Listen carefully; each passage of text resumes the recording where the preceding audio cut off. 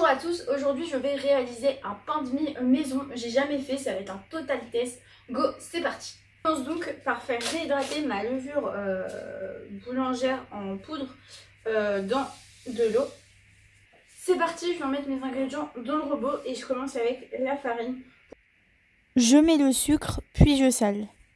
Je m'équipe d'un fouet et je mélange toutes les poudres ensemble, 2-3 coups et c'est suffisant. J'ai mesuré la quantité de lait précisément et maintenant je viens tiédir le tout au micro-ondes. Je mets la levure. Ok, je viens prendre un thermomètre. Donc mon lait est à environ 30 degrés, donc c'est parfait. Quand il titre entre 25 et 30 degrés, c'est que c'est bon. Vous pouvez mettre du coup le lait dans le bol du batteur. Pour terminer, j'ajoute l'eau et le beurre fondu. Avec le crochet du robot, je commence à pétrir le tout à petite vitesse. Une fois que tous les ingrédients sont bien amalgamés entre eux, je pétris à plus grande vitesse pendant environ 10 minutes.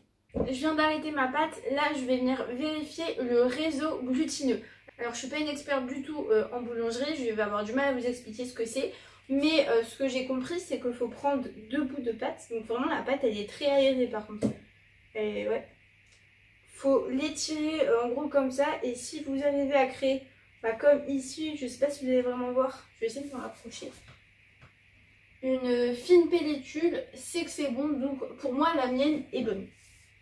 Je la laisse reposer une première fois à température ambiante pendant environ 1h30 jusqu'à ce qu'elle double de volume. Comme pour la pâte à brioche, je viens dégazer la pâte avec l'aide de mon poing. Je fleure mon plan de travail pour venir y déposer ma pâte. Je viens créer quelque chose d'à peu près rectangle qui va aller dans un moule à cake où elle va encore pousser quelques heures à température ambiante. J'ai préchauffé mon four à 220 degrés puis j'ai enfourné dans un four à 180 degrés pendant 45 minutes. Alors moi je vais le couper en plein milieu comme ça on va bien voir. Déjà c'est un peu dur.